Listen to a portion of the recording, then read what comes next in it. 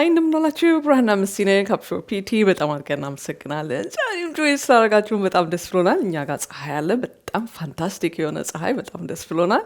ፀሐዩንም ሳምረውንም መልካም ለማድረግ ጸጉሬ ልቁረጥ ብዬ መጣ ጥብቅ አለ። ዊክ ሳይሻል አይቀርም አይመስላችሁ? ኤኒዌይስ በጣም ደስ ብሎኛል ስላየኋችሁ። ድንገት ለማታውቁን እኔ ስሜ መስከረም ታደሰ ክፈተው ይባላል። የማታዩት ደግሞ ከካሜራ ጀርባ ያለው በጣም ወደው ማከብረው ባለቤቴ ብርሃነ መስቀል ጠንክር ባንኮ ይባላል። የሶስት የተወደዱ ልጆች እናትና አባት ነን። በጣም ደስ እያለን ነው የምንመጣው። እናንተም ከብዙ መስኮቶች ይችን መስኮት ቋ አድርጋችሁ ስለመጣችሁ አይ ሪሊ አፕሪሺየት በጣም እግዚአብሔር ይስጥልን። ሳብስክራይብ አድርጋችሁ ሰፖርት የምታደርጉን በጣም አድርገን እናመሰግናለን። ፌስቡክ ላይ ያላችሁ ሁላችሁንም የምታበረታቱን።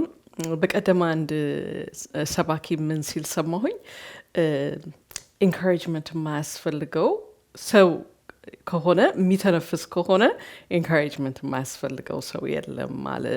እንዴት እውነት ነው አደለ? እና ኢንካሬጅ በአገኛችሁት አጋጣሚ ኢንካሬጅ የምታደርጉን በጣም አድርገን እናመሰግናለን። ያው አዛው ወይስ ዛሬም ቶሎ ቶሎ ብለን አንዳንድ ነገሮች ከብር ለማድረግ እንድንችል ጊዜ የለም። ስለዚህ ካውንስሊንግ ሰራለሁ። ካውንስሊንግ ለምትፈልጉ ስልክ ቁጥሬን እተዋለሁ። በስልክ ቁጥሬ ቴክስት ብታደርጉልን እንመልሳለን። ለሁሉ ሰው የምንመልሰውን ነው የምንመልሰው። አፖይንትመንት እንዴት እንደምትይዙ ክፍያው እንዴት እንደሆነ ምናምን የሚናገር ነው። ኦኬ ወገኖቼ እና 2403938 እንደገና ስልክ ቁጥሬ 2403938 ይሄ ደግሞ ሰርቪስ ለሁሉ ሰው የተከፈተን ማለት ካውንስሊንግ እንፈልጋለን የሚል ሰው በሙሉ ነው አቬለብል የሆነው። የዙም ቪዲዮ ኮል ካውንስሊንግ ነው። ስለዚህ ካላችሁበት ቦታ ይሄንን ሰርቪስ መጠቀም ትችላላችሁ። ሃይማኖት ምናምን የሚለያይ ነገር አይደለም። ስለዚህ ማንም ሰው ካውንስሊንግ የሚፈልግ በዚህ ሰርቪስ መጠቀም ይችላል። በዚሁ ወደ ያዝ ነው ወደ ጀመር ነው ሐዋርያት ስራን እናነባለን። አልወደዳችሁትም ወይ? ሐዋርያት ስራ አሜዚንግ እኮ አይደለ? የሐዋርያት ስራ ምዕራፍ 2 ዛሬ ቀንጠብ አድርገን አንብበነው እንሄዳለን። ያለፈውን ጊዜ አንድን ጨርሰናል አይደል? ምዕራፍ 1 በጣም እንደሚገርማችሁ ነገር ሁሉ ጊዜ እንደዚህ አንብቤ ዞር ካልኩ በኋላ ማአት ነገር ወደ ልቤ ሲመጣ አቤት ይህም በሙሉ ልንገራችሁ ብል እንኳን አንድ ቪዲዮ ምላችሁ ለየትም ቀን አይበቃም አይደል? ግን እናንተ እንደምታጠኑት ደግሞ ስለማውቅ ስለማምን ስለ በልቤ በቃ ጌታ ሆይ እኔንም እነሱንም እርዳን፣ መጽሐፍ ቅዱስ እንድንበላ እንድንጠጣ ስለምል ጌታ ይረዳናል አይደል? እና የሐዋርያት ስራ አንደኛው ምዕራፍን ዝም ብለን እንዳለፍ ነው ቀላል ምዕራፍ አይደለም። ጌታ ኢየሱስ ከሞት ተነስቶ ወደ አባቱ ያረገበት ምዕራፍ ነው። ወደ ኢየሩሳሌም ጠብቁኝ ያለበት። እኔ ዝም ብዬ በደንብ አስባችሁ ታውቃላችሁ? 3 ዓመት አብረው ሲሆኑ ሊሄድ ነው ዝም ብሎ ኦሎፈሳድ ሊሄድ ነው ሲላል ምንድን ነው የሚያወራው? እንግዲህ ያስቡት። ለምግብ ምናምን የማያስቡ በቃ ሁሉ ነገራችን አንተ ነህ ያሉት። ብቻ ታሪኩን ታውቃላችሁ። ያው የሄደበትም እንደዛ በሚያሰቅቅ አገዳደል ተገድሎ ሲሄድ ማን ተስፋ ያደርጋል? ሰው የሆነ አይደለ ወገኖቼ? ግን ከሞት ተነስቶ አለሁ አላቸው። ክብር ለሱ ይሁን ለዘላለም። ክርስትና እኮ በቃ የክርስቶስ መነሳት እኮ ነው። በቃ ደግሞ ዝም ብሎ አፈ ታሪክ ሳይሆን ታሪክ ነው። ታሪክ የሆነ ሀፕን የተደረገ ያዩት የሰሙት የዳሰሱትን ነው ለእኛ የጻፉልን። እና የክርስቶስ ትንሣኤ ቀን በቀን ማሰብ አለብን። ይገርማችኋል። ዛሬ ጠዋት ስነሳ ትንሽ ውስጤ ዳውን ሲሆንብኝ ጌታ ተነስቷል ነፍሴን አልኳት አይደለ?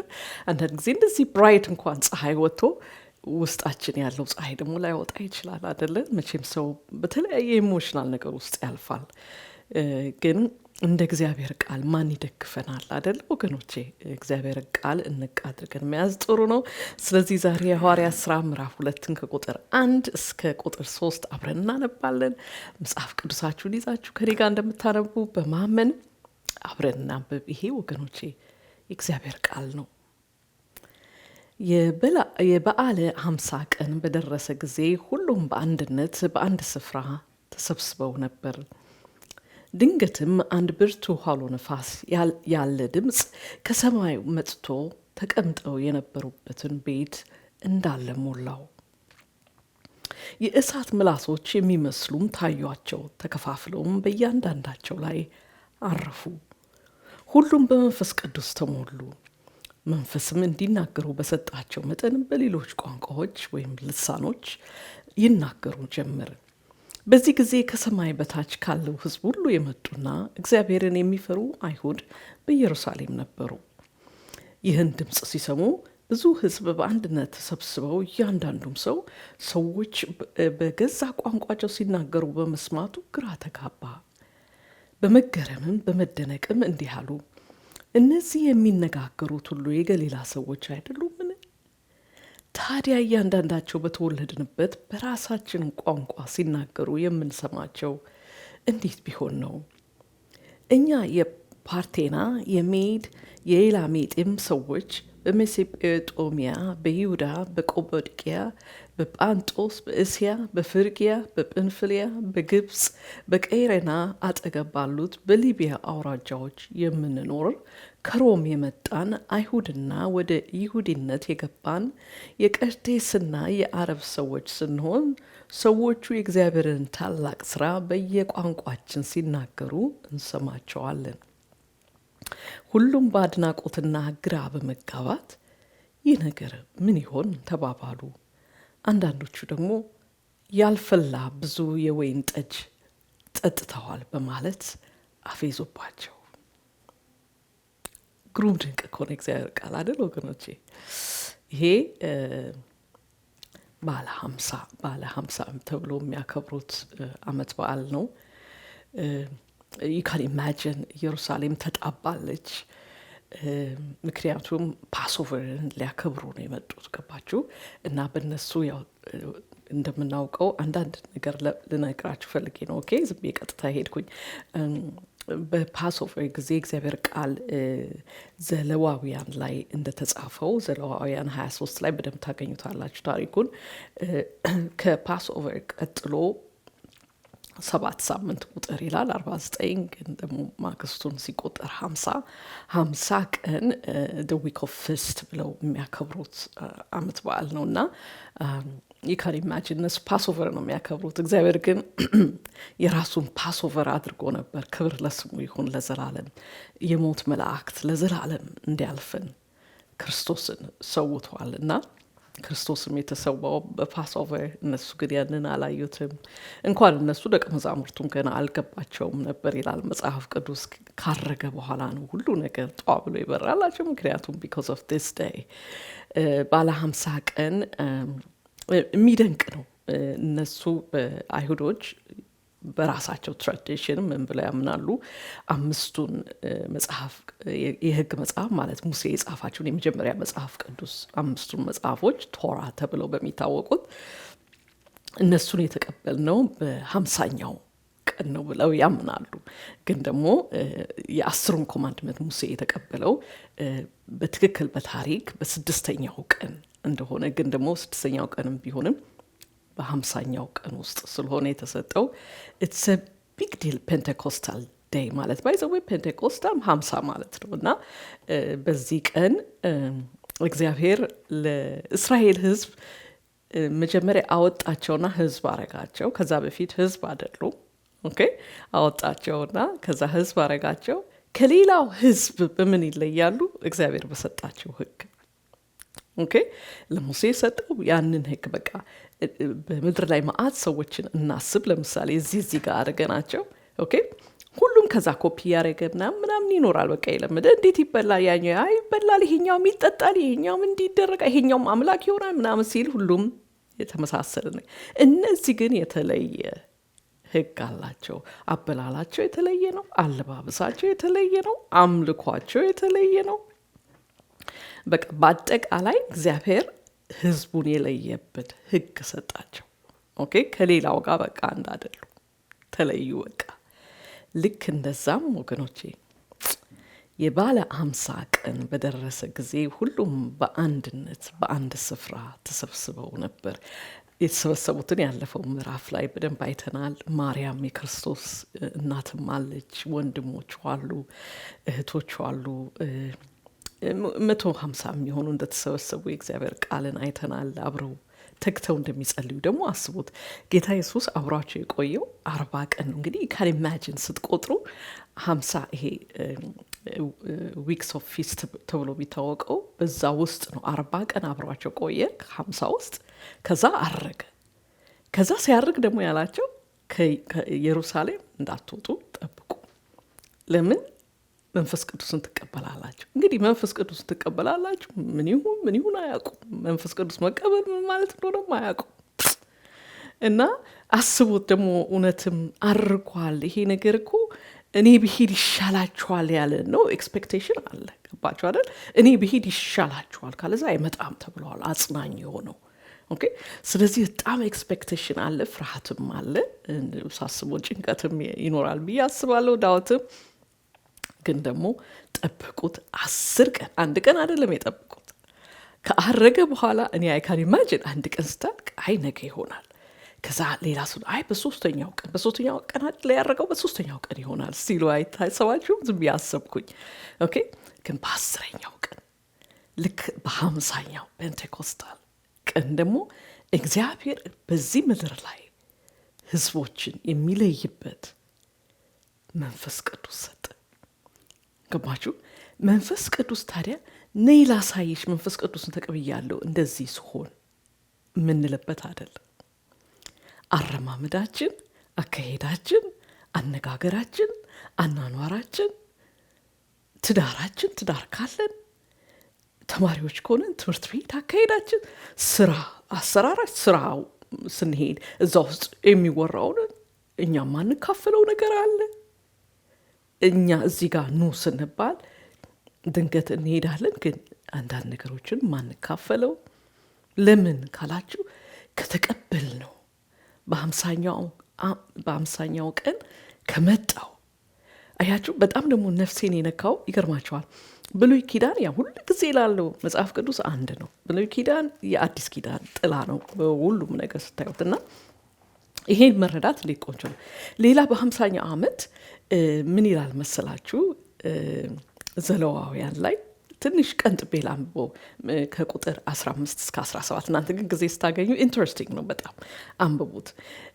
የሚወዘወዘውን የነዶ መስዋዕት ካቀረባችሁበት የሰንበት ማግስት አንስታችሁ 7 ሙሉ ሳምንት ቁጠሩ።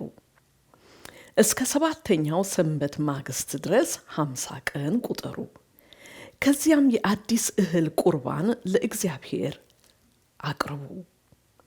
በ2 10ኛ የኤፍ መስፈሪያ የላመ ዱቄት በእርሾ የተጋገረ 2 እንጀራ ለሚወዘወዝ መስዋዕት የበኩራት ስጦታ እንዲሆን ከየቤታችሁ ለእግዚአብሔር አምጡ።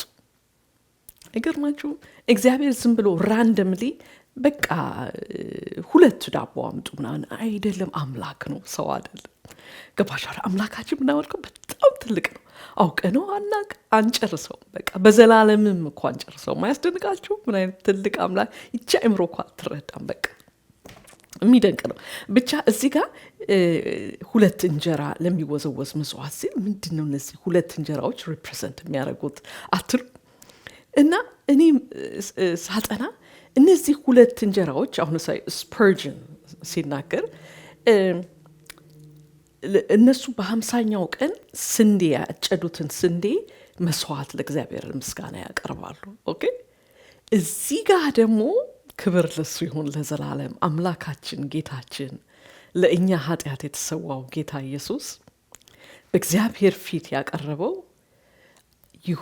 አይሁድንና አህዛብን ሁለቱም እኩል ኃጢአት ሮሜን ስናይ አይተናል አይደል? ሁሉ ሰው በኃጢአት እንደሚወለድ ወደዚህ ምድር የኃጢአት እስረኛ ባሪያ ሆኖ እንደሚወለድ አይሁድ ሆነ አይሁድ አልሆነ። ስለዚህ ጌታ ኢየሱስ እኔ ደግሞ እርሾ ለምን ተጨመረበት እላለሁ። ለካ አይሁድም አህዛብም በኃጢአት ነው ከክርስቶስ ውጪ። ኦኬ። ስለዚህ ኢየሱስ እኛን በእግዚአብሔር ዘንድ በመንፈስ ቅዱስ አድርጎ ያቀረበን፣ ክብር ለስሙ ይሁን ለዘላለም። ኦኬ። ስለዚህ ያ የሚወዘወዘው ነገር ኦፍኮርስ ትርጉም ነበረው። ክርስቶስ የሚያቀርበን እኛን እኔ በጣም የእናንተን አላቅም። እስራኤል እኮ እግዚአብሔር የኔ ሕዝብ ብሎ የለያት ነው። እና እኔን ደግሞ ዛሬ በክርስቶስ ደመረኝ እዚህ ውስጥ የእግዚአብሔር ቤተሰብ። አይገርምም እንዴ? እና አንድ ነገር ልነግራቸው የፈለኩት አንዳንድ ጊዜ ይሄ ቻፕተር ሲሰበክ መንፈሱ መጣ ዛሬ መጣ ጩኸት ምናምን ሲሆን መልእክቱን እንዴት እናጠዋለን ወገኖች? እና መጠንቀቅ አለብን። ይሄ ለዛን ጊዜ የእስራኤል ሕዝብ ተመሰረተ። ገባችሁ? እግዚአብሔር ሕጉን ሲሰጥ ሕዝቡን ለየ። እዚህ ጋር ደግሞ እግዚአብሔር ቤተክርስቲያንን መሰረተ። ምን አድርጎ? መንፈስ ቅዱስን ልኮ። መንፈስ ቅዱስ አንድ ጊዜ እዛ ጋር የሚላክ ሆኖ ነው የመጣው። ክብር ለስሙ ይሁን። እንኳን አልሆነ። እውነቱን ነው ጌታ ኢየሱስ። እኔ ብሄድ ይሻላቸዋል። ለምን? 24 ሰዓት ከኛ ጋር የሚሆን አምላክ ነው ያለን። ኦኬ። ይሄ ደግሞ 24 ሰዓት ከኛ ጋር ያለ አምላክ ሰዎች የሚያዩት ነይ የተለየ አረብኛ የሚመስል ልሳኔ ላሳይሽ ማለት አይደለም። ኦኬ። ጌታ ኢየሱስ ያላቸው መንፈስ ቅዱስ እንድትቀበሉ ጠብቁ ነው። አለቀ። ማንም ሰው ወደ ክርስቶስ ሲመጣ በመንፈስ ቅዱስ በእውነት እምነትን የሚያድን እምነትን ከእግዚአብሔር ሲቀበል ወደ ኤፌሶን ሰዎች ምዕራፍ 2 ላይ እንዳነበብ ነው ያለፈው ጊዜ ያንን እምነት ተቀብሎ አይኑ ሲበራለት አዲስ ሲወለድ መንፈስ ቅዱስን ይሞላል። ኦኬ። መንፈስ ቅዱስ መሞላቱ ምልክቱ ህይወቱ ብቻ ነው። የእግዚአብሔር ቃል እንደሚለው ዛፍ ከፍሬው ይታወቃል ይላል። እኔ እየሶርኩኝ ክርስቲያን ነኝ ብሎ መለፍለፍ ምንም የሚያመጣው ነገር የለም። ገባችሁ? እኔ እንደዚህ ነኝ ብሎ መለፍለፍ ምንም ጥቅም የሚያመጣው የለም። ይልቅስ ኑሯችን ልክ የእስራኤል ሕዝብ አበላላቸው፣ አካሄዳቸው ብሉይ ኪዳንን እኮ ስታነቡ እንዲህ ይሄ ሁሉ ህግ ለምን ተጻፈ አትሉ? እኔ በጣም እል ነበር። በቃ አሁን ግን ሜክ ሰንስ። ገባችሁ? በቃ ከሁሉም ህዝብ የተለዩ ናቸው። ኦኬ። በቃ ህዝቡ ገናም ሲያያቸው እነዚህ የተለዩ ህዝቦች በቃ ጦርነትም ሲከፍቱ እነዚህ እናጥፋቸው። ገባችሁ? ግን ደግሞ የሚያሳዝነው ነገር የእስራኤል ህዝብ ያው ስንት ጊዜ እግዚአብሔርን አሳዘኑ አይደል? እኛም ዛሬ እግዚአብሔርን እንደምናሳዝን መለየት በነበረባቸው ሳይለዩ አብረዋቸው የሚኖሩትን እየመሰሉ እግዚአብሔርን አሳዝነዋል። ግን እዚህ ጋር ዋናው ነገር ቤተክርስቲያን የተመሰረተችበት ክብር ለሱ ይሁን ለዘላለም ነው የሚናገረው። በቃ በተለያዩ ልሳኖች ተሞሉ ይላል። እዚህ ጋር አንዳንድ ሰዎች የተለያየ ነገር የሚናገሩት የሚጨቃጨቁበት የሚከራከሩበት ነገር አለ። ለእኔ ክብር ለሱ ይሁን ለዘላለም። እግዚአብሔር ቃሉን ጠብቁ ይመጣል አለ።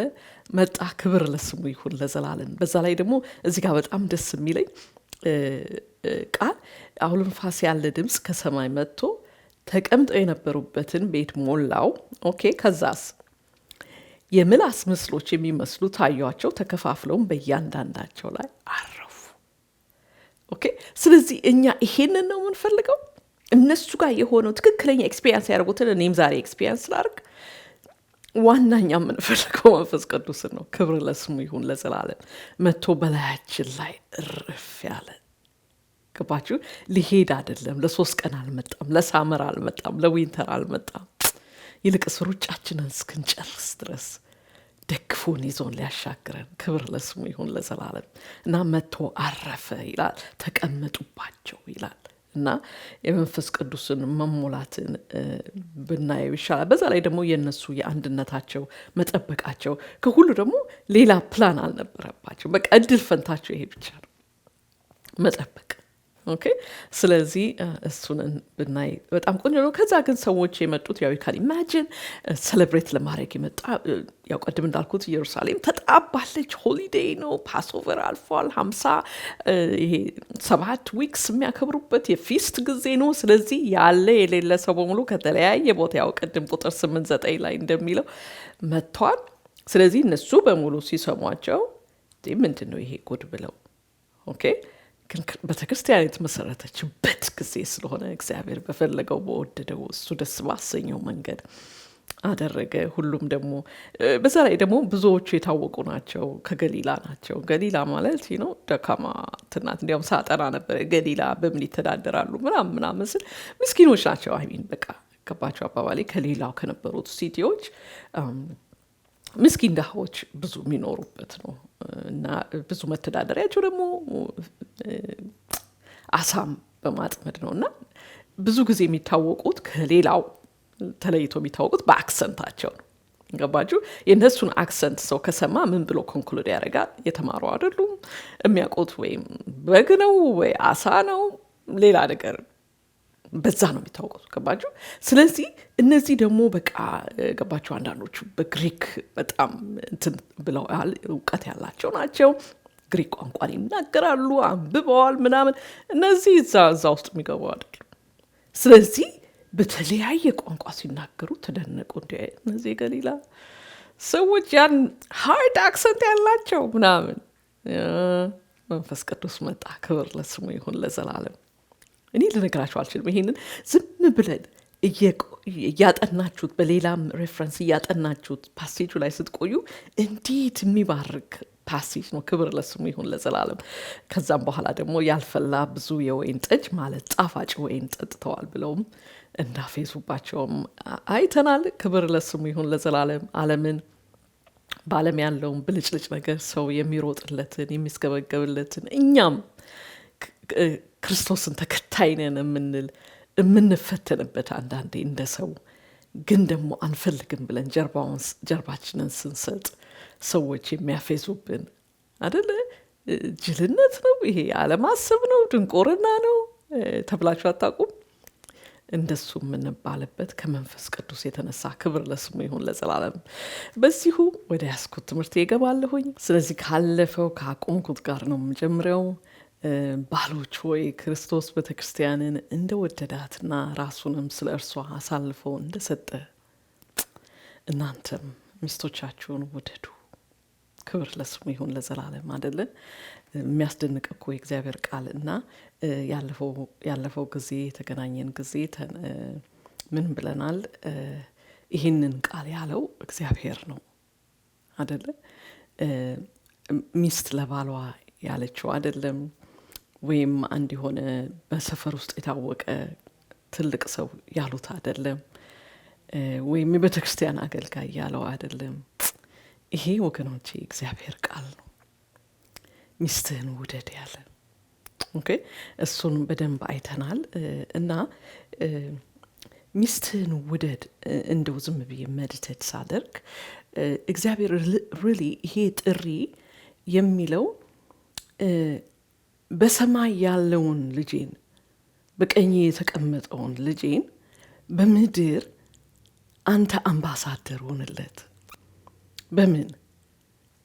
አንድ ሴትን ወደ። ይሄ ነው ጥሪው እኮ ታውቃላችሁ። ክቡር ጥሪ አይደለም?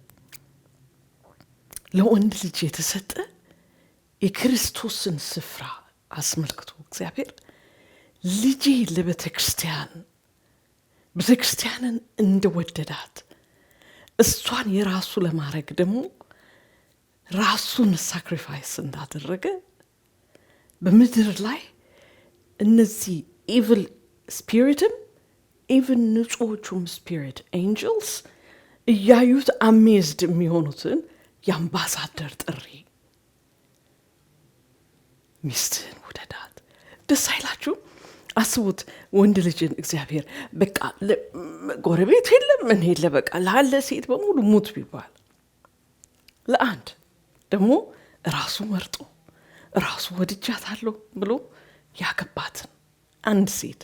ኦኬ፣ ግን አንድ እውነት ያለፈውም ጊዜ ነካ አድርጌዋለሁ፣ ዛሬ ግን በደንብ ልገባበት የምፈልገው እውነት፣ ማንም ወንድ ግን እግዚአብሔር እንደጠራው ሚስቱን መውደድ አይችልም።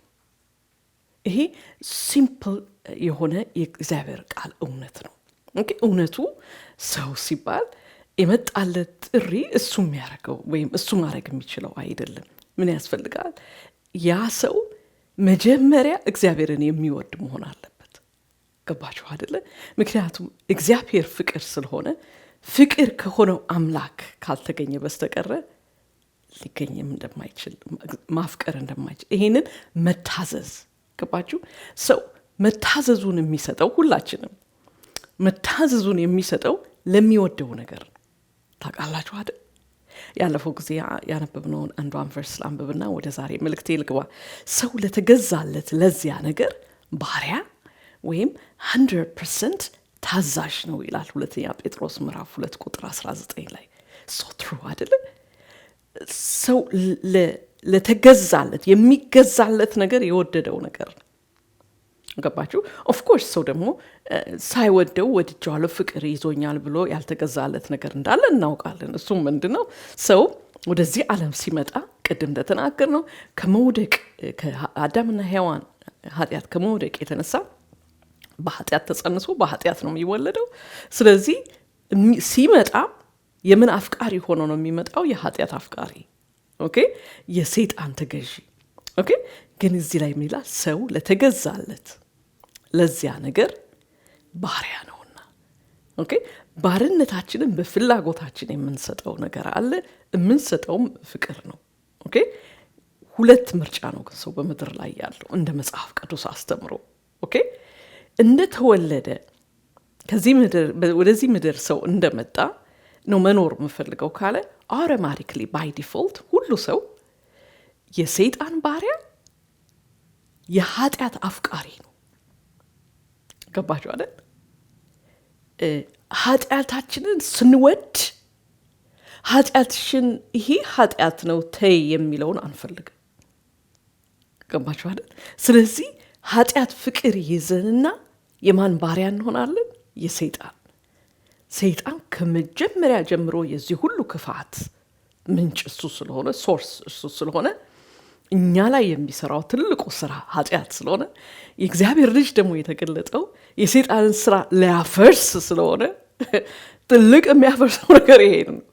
ኦኬ፣ በኃጢአት ውስጥ እየዋኘን የሰይጣንን ስራ እዛ ቤት ሄጄ አፈረስኩ ማለት የለም ማለት ነው። እግዚአብሔር ቃል እንደሚያስተምረን ከባቸው አይደለ? እና እግዚአብሔር ቃል ምን ይላል? ዮሐንስ ወንጌል ምዕራፍ 3 ከቁጥር 16 እስከ 19 በእርሱ የሚያምን ሁሉ የዘላለም ሕይወት እንዲኖረው እንጂ እንዳይጠፋ እግዚአብሔር አንድያ ልጁን እስከ መስጠት ድረስ ዓለምን እንዲሁ ወዷልና። እግዚአብሔር ልጁን ወደ ዓለም የላከው በዓለም ለመፍረድ ሳይሆን ዓለምን በእርሱ ለማዳን ነው። በእርሱ የሚያድን ሁሉ አይፈረድበትም። በእርሱ የማያምን ግን በአንዱ በእግዚአብሔር ልጅ ስም ስላላመነ አሁኑኑ ተፈርዶበታል። ፍርዱም ይህ ነው፣ ብርሃን ወደ ዓለም መጣ፣ ሰዎች ግን ስራቸው ክፉ ስለነበር ከብርሃን ይልቅ ጨለማን ወደዱ። ምን እንደሚል ታውቃላችሁ? እግዚአብሔርን ክርስቶስን ይሄ ከእግዚአብሔር የመጣ የእግዚአብሔርን ልጅ ለበደል ለኃጢአታችን የሞተ ተረት አይደለም፣ የሆነ ነው። ኦኬ፣ በመስቀል ላይ ሞቶ ስለ በደል ኃጢአታችን እሱ ምንም ነገር ኃጢአት የሌለበት ንጹህ የሆነ ቅዱስ የሆነ የእግዚአብሔር ልጅ ስለ ኃጢአታችን በመስቀል ላይ ሞተ፣ ተቀበረ፣ በሶስተኛውም ቀን ከሞት ተነሳ። ሞትን ድል አድርጎ ሰይጣንን ድል አድርጎ ኃጢአትን ድል አድርጎ 40 ቀን ከነሱ ጋር ተመላልሶ ከዛ ግን አረገ። ኦኬ፣ ይህንን አምላክ ለኔ ኃጢአት ነው የሞተው። እኔ ነኝ በደለኛ፣ እኔ ነኝ በኃጢአት ተጸንሼ በኃጢአት የተወለድኩኝ። ኦኬ፣ የአንድ ዓመት ልጅን ማን እናት ነው ማን አባት ነው መዋሸት የሚያስተምረው? ግን ይዋሻል ሲወለድ። ገባችሁ? እሺ፣ ሲወለድ ምንም ሳናስተምረው ለምን? በቃ በኃጢአት ተጸነስኩ በኃጢአት ተወለድኩ ማለት እሱ ነው። ኦኬ፣ የኃጢአት ባሪያ ሆኖ የሚገርመኝ ነገር መሰላችሁ? የመጀመሪያው ባርነት አይሚን ሰው ካደገ በኋላ የሚመርጠው ነው። ኦኬ፣ ካለዛ ግን ሌላ ባርነት አለ። ሁለት ምርጫ ነው ያለው አላልኳችሁም? እንደ መጽሐፍ ቅዱስ አስተምሮ አንደኛው ሰው እንደመጣው በቃ እኖራለሁ ሲል የሰይጣን ባሪያ የኃጢአት ፍቅረኛ ሲሆን፣ ካለዛ ግን እግዚአብሔርን የሚወድ የጽድቅ ባሪያ ይሆናል። ገባችሁ? ፐርፌክትሊ እግዚአብሔርን መውደድ እንደገና ፐርፌክትሊ የጽድቅ ባሪያ መሆን በዚህ ምድር ላይ የለም። ግን ኑሮ እግዚአብሔርን መውደድ ጽድቅን የማድረግ ሩጫ ነው። ኦኬ፣ ተደናቅፎ ሊወድቅ ይችላል። በንስሐ ተነስቶ እንደገና ሩጫው ደሴም ሩጫ ነው። እግዚአብሔርን መውደድና የጽድቅ ባሪያ መሆን እና ወንድ ልጅ እግዚአብሔር ሚስትህን ውደድ ሲለው መጀመሪያ እግዚአብሔርን ካልወደደ ከየት አምጥቶ መውደድ ይችላል? የሚወደው ነገር አለው በጣም፣ እሱም ኃጢአቱን ራሱን። ከዛ በላይ መውደድን አያውቅም ሰው። ኦኬ የእግዚአብሔር ቃል እንደሚለው የእግዚአብሔር ቃል ሲናገር በፍቅር የሚገለጽ እምነት ይላል። እኛ እንኳን ወደ እግዚአብሔር መጣን የምንለው የምንታዘዘው ለእግዚአብሔር እግዚአብሔርን ወደን። ለምን ወደን? ሞተልና። አይተነው የማናቀውን ህይወት አቀመሰን በዚህ ምድር። ይሄ ዓለም የማታቀውን ነገር እኛ እንድናውቅ አደረገን። ብዙ ነገር ሳይኖረን እንዲያውም ብዙ ነገር አተን እሰይ ብለን ደስ እንዲለን አረገን። የሚያስደንቅ ነገር እኮ ነው ያቀመሰን። ስለዚህ እንወደዋለን። በዛ ላይ ደግሞ በዚህ ምድር በተስፋ እየኖርን ነው። ምን እያለን? ይሄ ያምነውን ነገር በአይናችን እናየዋለን። ኦኬ በአይናችን እናየዋለን። ግን ገና በአይናችን እናየዋለን በሚለው ግን ደግሞ አይደለም የምንኖረው። እናየዋለን የሚለው ተስፋ የዛሬን እንድንኖር ትዕግስት ይሰጠናል። ኦኬ የዛሬውን ነው። ግን ደግሞ የእግዚአብሔር ምሕረት ቸርነት በዛሬውም ጸጋ ያጽናናናል ከሱ ጋር መሆናችንን። ገባችሁ? ስለዚህ ክርስትና ራሱ የምን መንገድ ነው? ክርስቶስን የማፍቀር ከአንድ ፍቅር ወደ አንድ ፍቅር ማደግ። ገባችሁ? ናቹራል ሰው ግን የሚያፈቅረው ምንድን ነው? ኃጢአቱን። ኦኬ ራሱን ብቻ 24 ሰዓት ያስባል። ለምን ካላችሁ በቃ ተፈጥሮ ነው። ኦኬ እንደገና ደግሞ የህይወቱ አምላክና ንጉስ ራሱ ነው። ምንም ነገር ማድረግ ሲፈልግ የሚጠይቀው ሪሶርሱ እሱ ነው። ገባችሁ አይደል? አሁን ለምሳሌ አንድ ነገር ማድረግ ፈልጋለሁ ምናምን ሲል ምን ላድርግ የሚያውቀውን ሰው ይጠይቃል። እንደሱ የመሰሉ ናቹራል ሰዎችን ከየት ነው የሚገኘው ይሄ ነገር ምናምን በቃ ይሄ ነገር በዚህም መግባት ትችላለህ፣ ይሄኛውም በመንግስት ህግ የማይፈቀድ ነው፣ ግን ደግሞ በዚህ ታጥፈ እንደዚህ መግባት ትችላለህ፣ የምፈልገውን ላገኝ እንጂ ደግሞ ምንም የሚታጠፍበት መንገድ አሳዩኝ። በቃ ለሁሉ መንገዱ ወሳኝ ማን ነው? ራሱ ነው። ይሄ ታሪክ የማን ታሪክ ነው? የሁላችን ታሪክ፣ ከእግዚአብሔር ውጪ የሁላችን ታሪክ። ገባችሁ? ስለዚህ ይሄ ሰው የህይወቱ አምላክና ንጉስ የሆነ እዚህ ጋር ምን ይላል እግዚአብሔር ቃል? ባሎች ሆይ ሚስቶቻችሁን ውደዱ። ጥያቄው በምን አድርጉ? እሱ ከባድ ፍቅር ወድቋል። ከማን ጋር? ከራሱ ጋር። 24 ሰዓት ምንድነው የሚያስበው? ራሱን እንዴት እንደሚጠብቅ፣ ራሱን እንዴት ማሳወቅ እንደሚችል፣ ራሱን እንዴት ከሌላ አሻሽሎ መብለጥ እንደሚችል። ይሄ 24 ሰዓት ይይዛል አይምሮውን። ስለዚህ ውደዳት የሚለውን ደግሞ የሚገርመው ነገር ስታንዳርዱንም ሴት ያደረገው እግዚአብሔር ነው። በዚህ ስታንዳርድ ነው ውደዳት ያለው። አስቡት። ስለዚህ ምን አለን? ይሄ ሰው መጀመሪያ ሚስትህን ትወዳታለህ? ይሄ ወደ ኤፌሶን ሰዎች ምዕራፍ 5:25 ላይ ሚስትህን ውደድ ይላል። እንዴት ነው ትወዳታለህ ብለን ከመጠየቃችን በፊት ያ ሰውን ጥያቄ ወይም ለራሱ ማስቀመጥ ያለበት እግዚአብሔርን እወዳለሁ ወይ? ኦኬ እግዚአብሔር ቃል ሲናገር መንፈሳዊ ያልሆነ ሰው ማለት ባጭሩ ምን ማለት ነው ካልን መንፈሳዊ ሰው ያልሆነ ማለት ይሄ መንፈስ ከሆነው አምላክ ጋር በክርስቶስ ያልተዛመደ፣ በክርስቶስ የእግዚአብሔር ቤተሰብ ያልሆነ፣ ኦኬ በክርስቶስ በመንፈስ ቅዱስ ከእግዚአብሔር ጋር ሁሉ ጊዜ ኮሚዩን እያረገ የማይኖር ሰው ማለት ነው። ኦኬ አንድ ነገር ማድረግ ሲያስብ ያስባል፣ ድሪም ሊያደርግ ይችላል፣ ኖ ፕሮብለም። ግን ደግሞ ራሱን ዳውት ያደርጋል። ይዞት መጥቶ ከእግዚአብሔር ቃል ጋር ይሄ አንተ ፈቃድ ነው፣ ይሄ አንተ ሐሳብ ነው አምላክ ሆይ፣ በዚህ መንገድ እንዲሄድ አንተ የምትፈቅደው ነው፣ ይሄ ለኔ መልካም ለአንተ ክብር ነው ብሎ የሚጠይቅ ማለት ነው። የሃይማኖት ስም የያዘ የሃይማኖት ስርዓትን የሚያደርግ ማለት አይደለም። ገባችሁ አይደል? ቅድም ያነበብነው ትዝ ይላችኋል አይደል? ጴንጤቆስቴ ጊዜ መንፈስ ቅዱስ መጣ። ምን ሊያደርግ? የእግዚአብሔርን ሕዝብ ከዚህ ምድር ላይ ሊለይ። ገባችሁ አይደል? መለየቱም የሚታወቀው በኑሮው ነው፣ በፍሬው ነው። ገባችሁ? ስለዚህ አኗኗር ሁሉ ለህይወቱ ፈራጅ ንጉስ ጌታ እሱ አይደለም። ይልቅስ ይሄ መንፈስ የሆነ ራሱን በልጁ የገለጠ ለእኛ ደግሞ ዛሬ በቃሉ ይሄው ያለው ያለን መንፈሱ በውስጣችን ስላለ ከዚህ መንፈስ ጋር አንድ ስለሆነ ከቃሉ ጋር በቃሉ የሚናገረን የሚመራን ገባችሁ አይደለ? ስለዚህ ምን ይላል? መንፈሳዊ ያልሆነ ሰው ይሄ ህብረት የሌለው ሰው የመንፈስ ቅዱስ ህብረት የሌለው ሰው የጌታ ኢየሱስን ማዳን ያልተቀበለ ያላመነ ሰው ማን ይባላል? መንፈሳዊ ያልሆነ ሰው።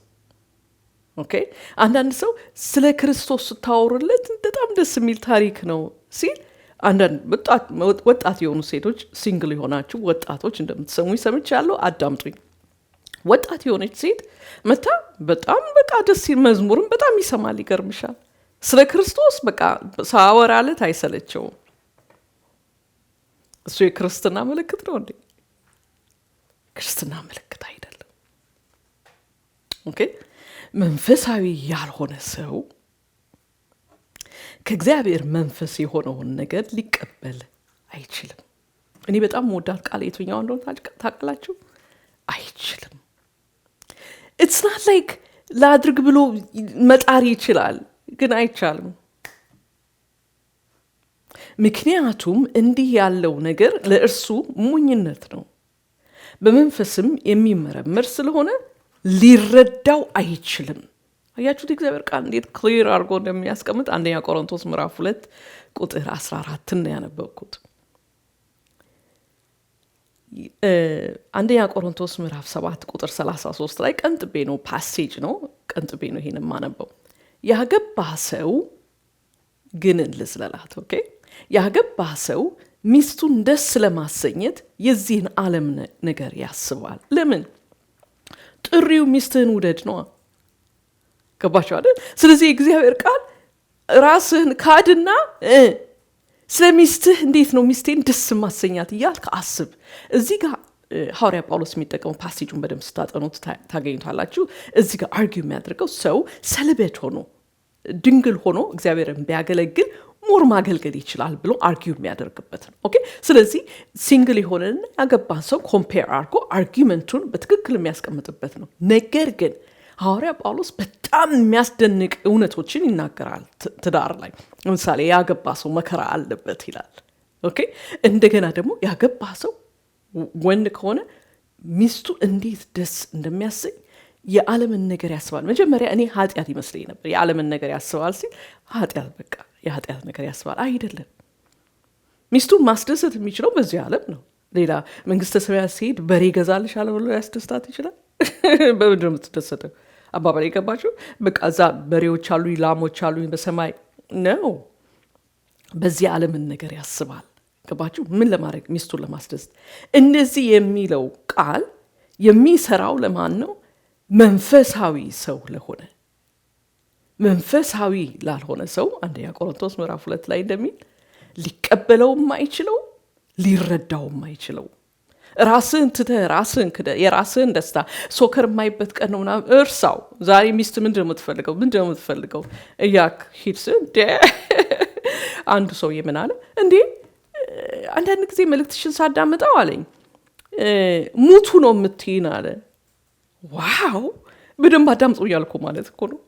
አይገርማችሁም? በደንብ አዳምጦታል። በቃ መልእክቴ በደንብ ገብቶታል ማለት ነው። የስ የእግዚአብሔር ቃል ምንድነው የሚለው? ሚስትህን ውደዳት። እንዴት ነው ስታንዳርዱ? እስከ ምን ድረስ? እስከ ሞት አይደለም። እኔ መቼም አላልኩት። አንዳንድ ሰዎች ይጽፉልኛል እንደዚህ ያልሽው ይሉኛል። እንዲህ መጠንቀቅ ጥሩ ነው ወገኖች። እኔ ያላልኩትን ነገር እንደዚህ ብዙ ታይትል አትስጡኝ። ጌታም ትቼ ነው እንደሱ አይነት ነገር የምለው። ገብቷችኋል? ክርስቶስ ቤተክርስቲያንን እንደወደዳት ስለ እሷም ራሱን አሳልፎ እንደሰጠ ጌታ ኢየሱስ በምድር ሲመላለስ ስለ ራሱን አላስደሰተም ይላል። በምንም በቃ ጠዋት ተነስቶ ዛሬ በቃ ጂም ሰርቼ ኒውትሪሽናል ምግብ በልቼ ከዛ እስቲ ቤተክርስቲያን ሄጄ ላገልግል። እሱ ክርስቶስ አይደለም። ገባችሁ? ጂም መሄድ ቆንጆ ነው መጥፎ ነው አላልኩም። ይሄ ግን ልጆችና ሚስትን ሳክሪፋይስ አድርጎ እኔ ሼፔን እጠብቃለሁ፣ አለባበሴን እጠብቃለሁ፣ ምግቤን እጠብቃለሁ፣ እናንተ ታዘዙ። ይሄ ክርስቶስ አይደለም። ገባችሁ? ሁሉን ነገሩን ሳክሪፋይስ አድርጎ ኦኬ ሚስቴን በምን ላስደስት? መጀመሪያ የምትመጣለት በአእምሮ ፕራዮሪቲ ሚስቴ። ዋው እውነት ነው። የእግዚአብሔር መንፈስ ከሌለን ይሄንን ማን ሊረዳ ይችላል? በተለይ የዚህን ዓለም ኑሮ ግራና ቀኝ አይተን ጎረቤቶቻችን ምናምን የሚኖሩትን አይተን አንድ ወንድ ደግሞ እዚህ የሚኖረውን በራስን ካድና ለዚህ ለአንድ ሴት ኖር ወት ሊረዳውም አይችልም ይላል፣ ሊቀበለውም አይችልም። ክብር ለሱ ይሁን ለዘላለም። መንፈስ ቅዱስ ግን ሲመጣ ይሄ ባል የተባለ የሚገባው የሚረዳው ነገር ለካ እግዚአብሔር አርግ የሚለኝ የተፈጠርኩለት ፐርፐዝ ነው። ለተፈጠርኩለት ፐርፐዝ ውስጥ ስገባ ሰላም አለኝ፣ እረፍት አለኝ። ኦኬ ሚስት ደስ ያላት ቤት ባል ሰላም አግኝቷል ማለት ነው። ሚስት ሲያኮረፈችበት ቤት፣ ሚስት የሆነ ነገር አናዷት ያኮረፈችበት በቃ ገና ስትገቡ መንፈሱ በቢላ የሚቆረጥ የሚመስል በቃ የጭንቀት ነው። ባለም ጓደኞቼን ላገኝ እንትና እናቴን አባቴን ላገኝ እያለ መሮጥ ይጀምራል። ለምን? እዛ ቤት ከመግባት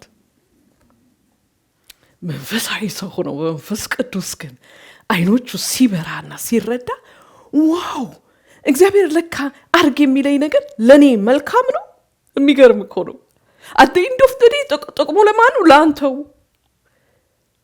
በዛ ላይ ደግሞ በአንተ እርምጃ አምልኮ ይሆናል ለእግዚአብሔር ክብር ይሆናል። መላእክታት ኢቭል የተባሉትም ንጹህ እግዚአብሔርን የሚያመልኩ መላእክታት እያዩ ጉድ የሚሉት አኗኗር እግዚአብሔር ምን አይነት ነገር ነው የተሰራው? ምክንያቱም ጸጋን አያውቁም። እግዚአብሔር በክርስቶስ ለኛ የገለጠው ላቪሽሊ የገለጠውን ጸጋ አያውቁም። ስለዚህ በዚህ ጸጋ ተሞልቶ በመንፈስ ቅዱስ ተሞልቶ ሚስቱን ለመውደድ የራሱን የፈለገውን ነገር ጠጋ አድርጎ የሷን ወደፊት ሲያደርግ ተደንቀው ያያሉ፣ ለእግዚአብሔር ክብር ይሰጣሉ። የሚገርም እኮ ሮሜ 8:7 ደግሞ ስሙ ምን እንደሚል ለኃጢአት የተገዛ አይምሮ። ለኃጢአት የተገዛ አይምሮ ማለት ቅድም እንደተናገር ነው ወደዚህ ዓለም ሰው ሲመጣ የኃጢአት ባሪያ ነው። ዋና አንደኛ የሚወደው ራሱን ነው። ራሴን ላድን ነው በቃ ራሱን 24 ሰዓት አይምሮ የተያዘው በዛ ነው። ሁላችንም እግዚአብሔር መንፈስ ከኛ ጋር ካልሆነ አይደል?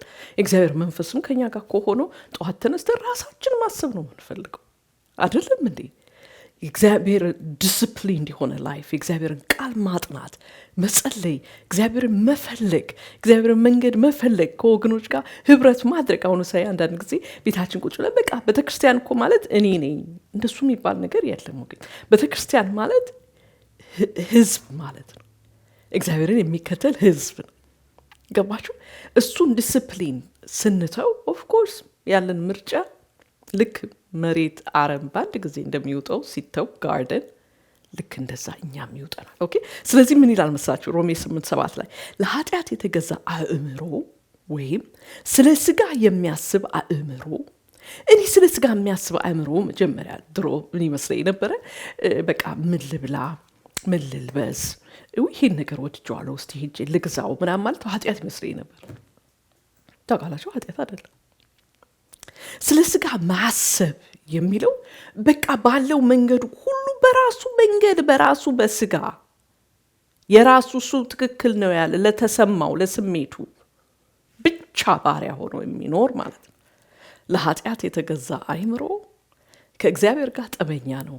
ለእግዚአብሔር ሕግም አይገዛም። እዩታውን ምን እንደሚል መገዛትም አይችልም። አያችሁት እንዴት እንደሚዘጋው? በጣም ነው የሚገርመኝ። it's not like ሞክር ጣር አይልም፣ አትችልም።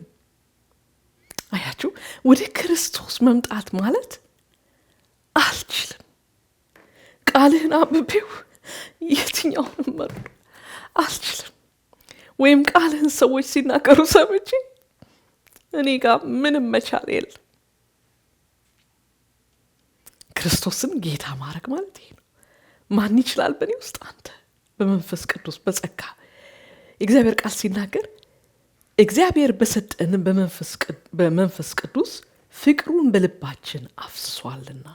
አያችሁ እኛ ሰው የተባልን ኦኬ እግዚአብሔርን ማፍቀር አንችልም። የእግዚአብሔር ጠላቶች ነን። እግዚአብሔር ጠላቶች ሆነን የመጣነው ወደዚህ ያለ ኦኬ። ስለዚህ እግዚአብሔርን ማፍቀር፣ ክርስቶስን ማምለክ፣ ክርስቶስን መውደድ እንኳን በእኛ ውስጥ ከተገኘ የእግዚአብሔር ቃል እንደሚለው በመንፈስ ቅዱስ ፍቅሩን በልባችን አፍስሷልና ይላል። እሱ ገባችሁ አይደል? እግዚአብሔርን የማያፈቅር ሰው የሚያፈቅር የሚመስለው ግን የሚያፈቅረው በቃ ትራዲሽኑን የክርስትና ይሄን ላድርግ ይሄንን ባህሉን ላድርግ ምናምን ውስጥ የገባ ሰው ይህን ሲሰማ ማወቅ አለበት እግዚአብሔርን የሚወድ እንዳልሆነ። እግዚአብሔርን አለመውደድ በትክክል ለማወቅ ከፈለጋችሁ የማረገው ነገር ምንድን ነው፣ መወደው ነገር ምንድን ነው ብሎ መጠየቅ ነው። የምናፈቅረው ነገር ውስጣችን ሲወዘውዘው የሚውለው ነገር ምንድን ነው? ከእግዚአብሔር ቃልና ከእግዚአብሔር ውጪ ከሆነ በቃ እግዚአብሔርን አንወድ። ገባችሁ አይደል? እግዚአብሔርን የማይወድ ሰው ምንድን ነው ማለት? እግዚአብሔርን እርዳኝ ብሎ መጥራት። አይገርማችሁም? ጌታን የሚጠራ ይድናል ይላል። ሪሊ አዎ። ሰው መዳንን ወንጌልን ስታቀርቡለት አንዳንድ ሰው እኮ የማይቀበለው ይሄ ብቻ ይላል። ለምንድን? ሰው በተፈጥሮ የሚፈልገውን ነገር ራሱ ለፍቶ ሲያገኝ ነው። በቃ አገኘሁት ይሄ ነገር ወርዝት የሚለው ለምን? በቃ ላቤን ጠብ አድርጌ ይኖ በእግሬ በንብርክክ ሄጄ በዳዴ ብዬ ምናምን 38 ቀን ጾሜ 37 ቀን ደግሞ እንዲህ አድርጌ እግዚአብሔር መውደዴ በእግዚአብሔር ዘንድ ታወቀ። አር ዩ ኪዲንግ? ሰው እግዚአብሔርን መውደድ አይችልም፣ ቃሉ እንደሚለው አይችልም። ኦኬ። ስለዚህ ግን ደግሞ ደስ የሚለኝ ጌታን የሚጠራ ይድናል ይላል። መጥራት ማለት ምንድን ነው? ጌታ ሆይ እኔ አልችልም፣ አድነኝ፣ ራሴ ማዳን አልችልም። ለሰው መዳኛ የተሰጠው ከክርስቶስ ሌላ የለም፣ ከእግዚአብሔር ልጅ ሌላ አዳኝ የለም። ገባችሁ አይደል? ስለዚህ የእግዚአብሔር ቃል ሲናገር ጌታን የማይወድ ቢኖር የተረገመ ይሁን። አይገርማችሁ? ቅድም ደግሞ ዮሐንስ ላይ ቅድም ያነበብነው ትዝ ይላችኋል ቁጥር 18 በእርሱ የሚያምን ሁሉ አይፈረድበትም፣ በእርሱ የማያምን ግን በአንዱ በእግዚአብሔር ልጅ ስም ስላላመነ አሁኑኑ ተፈርዶበታል። ምን ማለት እንደሆነ ታውቃላችሁ? አሁኑኑ ተፈርዶበታል ማለት ቅድም ያልኩትን አንደኛ ቆሮንቶስ ምዕራፍ 16 ነው ያነበብኩት ቁጥር 22 ጌታን የማይወድ ሁሉ የተረገመ ነው። በእርግማን ነው የሚኖረው ማለት ነው። አንደኛው እርግማኑ ፍርዱ የዮሐንስ ወንጌል ላይ ቅድም እንዳየነው ራሱን ወዶ መኖር ነው። ኃጢአቱን አቅፎ ምንም በቃ የሚዝናና በጣም ሪላክስ የሚያደርግ ነው የሚመስለው በኃጢአት ውስጥ ሲዋኝ። ፍርዱ እሱ ነው ይላል እግዚአብሔር ቃል። ኃጢአቱን ማፍቀሩ ለምን? ሪጀክት በማድረጉ የተነሳ። ገባችሁ አይደል? ስለዚህ አስቡት ባሎች ሆይ ሚስቶቻችሁን ውደዱ ሲል ለማን ነው የሚለው? እዚህ ላይ የሚለው ባሎች ሆይ። ኦኬ። ግን ያለፈው ጊዜ እንዳየነው ወደ ኤፌሶን ሰዎች ምዕራፍ 5 ላይ ዘለን እሱ ነው መልእክቱ ማለት አደገኛ ነው። ምዕራፍ 1 2 3 4 በደንብ ማየት አለብን። ለማን ነው የሚናገረው? መንፈሳዊ ለሆነ ሰው ናቹራል ማን ለሆነው ሳይሆን በመንፈስ ቅዱስ እግዚአብሔርን ወስኖ በኃጢአቴ ፍቅር ባሪያ ነኝ አድነኝ፣ ከኃጢአቴ ሰንሰለት ውስጥ መውጣት አልቻልኩም። አንዳንዱ ሰው ፖርን አዲክሽን ያቆምና ፖርን አዲክሽን እኮ አቆምኩኝ ይላል። ምንም ሴት ጋር ሄዶ ማያቅ ምንም ማያቅ በተክርስቲያን ያደግኩት ፖርን አዲክሽን ግን ይዞኝ አሁን ግን በቃ አመለጥኩኝ። እንዴት ነው ያመለጥከው ብላችሁ ዲቴል መናገር ፈቃደኛ ከሆነና ኦፕን አፕ ሲያደርግ አሁን በቃ አንድ ገርልፍሬንድ ይዤ በቃ ከሷ ጋር በቃ ነው የምኖረው። እንዴት ነው የምትኖረው? ገባችሁ? አንዱን አዲክሽን በአንዱ አዲክሽን መተካት ነው የሚሆነው። መንፈስ ቅዱስ የሌለበት መዳኛ። ገባችሁ? መንፈስ ቅዱስ እኮ ማዳን ማለት ከዚህኛው አድኖ ወደዚህኛው የሚከት አይደለም፣ የሚያወጣ ነው ንቅል አድርጎ። ኦኬ። ስለዚህ አንዳንድ ሰዎች ኦፍ ኮርስ ክርስቶስን አፍቃሪ ሳይሆኑ ቤተክርስቲያንን በጣም ብዙ ቤተክርስቲያን የተሞላው በፋን ኦፍ ጂሰስ ነው። በቃ ጂሰስ አሜን ይላል። ለምን አሜን እንደሚሉም አያውቀው። በቃ ኢየሱስን ስም ከጠራችሁ በቃ አነጋገሩን በኢየሱስ ስም አንቺ እንዲጠፋሽ ኧረ በኢየሱስ ስም እንዴት እንዳማረብሽ ሰምታችሁ አታውቁ? እኔ እንዴት ውስጤ እንደሚንቀጠቀጥ አትጠይቁኝ። በጣም ፈራለሁ። ወይ በኢየሱስ ጸጉርሽ እንዴት ያምራል! በጣም ያስፈራል። በቃ የክርስቶስ ፋን እኔ ይታይኛል። ዝም ብዬ አንዳንድ ጊዜ ሳስብ በቀደም እንዲህ አይነት ሰው ገጠመኝና በቃ እኮ ሰይጣን ሲያየው አንተ የኔ ወዳጅ ነህ ከኔው ጋር ኢየሱስ እያልን እንዙር የሚለው ይመስለኛል። አስቡት ይህን ታላቅ ስም፣ ይህን ክቡር ስም፣ ይህ ሁላችንም ከሲኦል የዳንበት ስም፣ የእሱን ስም ፋን ስለምን እግዚአብሔር የክርስቶስን ስራ እንደገና ደግሞ ተሰቀለ ምናምን የሚባለው ታሪክ በቃ የሚወድ የኢየሱስ ክርስቶስ ፊልም ሲባል በቃ እንየው። ማን ይስራው። አንዳንድ ሰዎች ደግሞ ጌታ ኢየሱስን ተወዱታላችሁ ሲባል ሂስቶሪካሉን ኢየሱስ ነው የሚወዱት። በቃ እውነት እኮ ነው ይሄ ኢየሱስ ሞተ ምናምን የሚባለው እውነት ነው። እዛ ጋር ነው ግን የሚያልቀው የነሱ ክርስቶስን ማፍቀር። የሌላ ሰው ደግሞ ክርስቶስን አፈቅራለሁ ሰው ሲል ሪሊ ምን እያለ መሰላችሁ? በጣም ብዙ ነገር እያረኩለት ነው። ገባችሁ አይደል? እኔ በጣም እየደከምኩ ነው። ለማ ለክርስቶስ በጣም ስለምወደው ብዙ ነገር እያረኩለት ነው። ለምሳሌ በቃ በሱ ስም ብዙ ነገሮች እየሰራው ነው። ሰዎች ይህን ፍቅር ብለው ይጠሩታል። ታውቃላችሁ?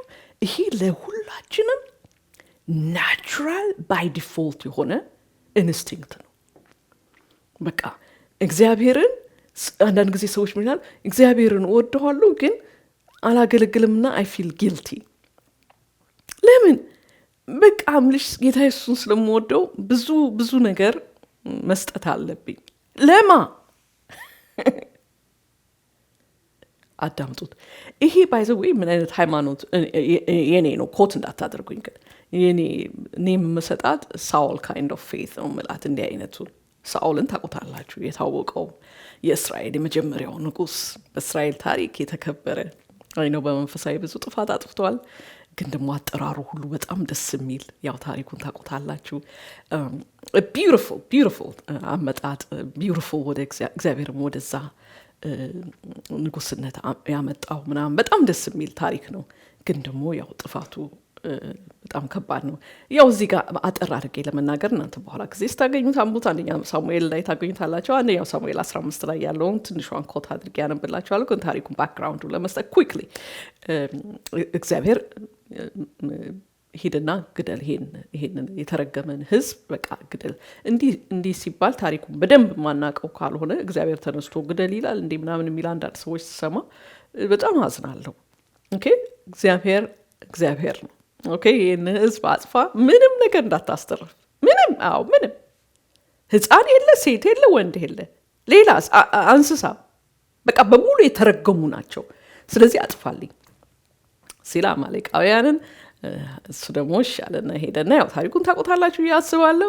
በሙሉ ገደለና ንጉሱን እስከ ህይወቱ፣ ከዛስ በኋላ ወፈር ያሉትን ደግሞ ለመስዋዕት ለማን ሊሰዋው? ለእግዚአብሔር ሊሰዋው የተረገመውን ንጉስ። ግን ምን አለ ንጉስ ይዞ መገኘት በዛን ጊዜ ያው ይኸውና ንጉሱ ይዞ መጣው ማለት ጀግና ነኝ ማለት ነው። ኦኬ ስለዚህ አንደኛ ሳሙኤል ምዕራፍ 15 ቁጥር 22 እስከ 23 እንዲህ ይላል። ሳሙኤልም እንዲህ አለ ለሳኦል፣ ለእግዚአብሔር ቃል በመታዘዝ ደስ የሚለውን ያህል እግዚአብሔር በሚቃጠል ቁርባንና መስዋዕት ደስ ይለዋልን? This is a sobering question. ሪቶሪካል ነው። ገባችሁ? መልስ አትስጠኝ። እግዚአብሔርን መታዘዝ ነው የሚቀለው? እግዚአብሔርን መታዘዝ ነው እግዚአብሔርን ደስ የሚያሰኘው? ወይስ እግዚአብሔርን ንቆ መስዋዕት ላርግል፣ ይሄንን ልስራል፣ ይሄን ላርግል? እነሆ መታዘዝ ከመስዋዕት ማዳመጥም ከአውራ በግ ስብ ይበልጣል። አመፅ እንደ ጥንቆላ ያለ ኃጢአት፣ እልከኝነትም እንደ ጣዖት አምልኮ ያለ ክፉ ነገር ነው። አንተ የእግዚአብሔርን ቃል ስለናክ እርሱም እግዚአብሔርን ንቆዋል። ታውቃላችሁ እዚህ ጋር የዘለልኳት ቃል ምን እንደሆነች እርሱም ንጉስ እንዳትሆን ንቆሃል። ንጉስነት እኮ የሱ ነው የሳኦል እግዚአብሔርን ስለናቅ እግዚአብሔርን ቃል ስለናቅ ንቆሃል። በደንብ አዳምጡኝ። ክርስቶስን እንከተላለን እያለ ይሄ ለሁላችን መልእክት ነው ወገኖች። ክርስቶስ እንከተላለን እያለ አሁን ዲል የምናደርገው ቁጥር 25 ላይ ባሎች ወይ ሚስቶቻችሁን ውደዱ ያለ እግዚአብሔር ቃል ሆኖ ሳለ ሚስትን አለመውደድ ማለት የተናገረውን ውደዳት የሚለው መናቅ ማለት ነው። የተናገረውን መናቅ ማለት ደግሞ እግዚአብሔር ለዚህ ሰው ያዘጋጀውን በረከት በሙሉ ለዚህ ሰው ላይሰጠው ይንቀዋል። የሚገርም እኮ ነው ወገኖች። አንዳንድ ጊዜ ሰዎች በረከት ሲባል አውቶማቲክሊ የምናስበው ማቴሪያል ነገር ነው። እንዴ በጣም ብዙ በረከትኛ ከእግዚአብሔር እንፈልጋለን አይደል? ትዕግስት፣ ደግነት፣ ቸርነት፣ ፍቅር፣ ሰላም፣ እርፍ ማለት አትፈልጉም ወገኖቼ?